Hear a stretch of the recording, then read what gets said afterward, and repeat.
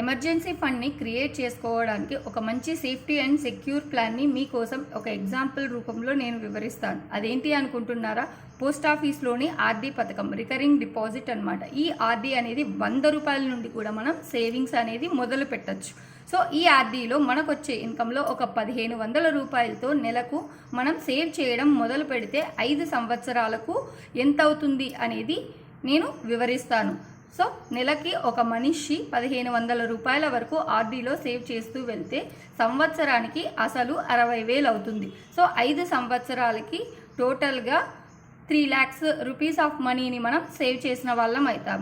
అయితే post ఆఫీస్లోని RD పథకానికి 7% of interest రేట్తో మనం క్యాల్కులేట్ చేయగా 48,000 రూపాయల వరకు వడ్డీ అనేది జనరేట్ అవుతుంది. అంటే మనం 5 సంవత్సరాలకు గాను 3,48,000 రూపాయల డబ్బుల్ని మనం సేవ్ చేసిన వాళ్ళం అవుతాము.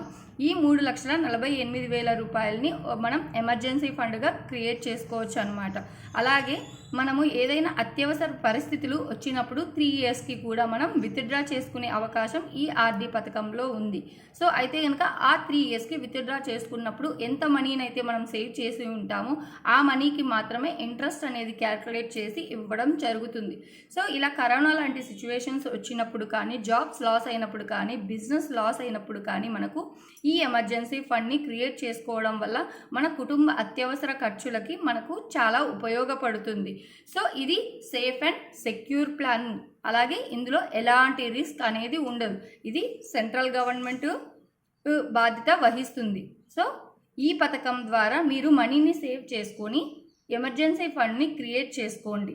సో ఈ వీడియో మీకు నచ్చినట్లయితే నా ఛానల్ని లైక్ చేయండి, షేర్ చేయండి, సబ్స్క్రైబ్ చేయండి. Thank you very much.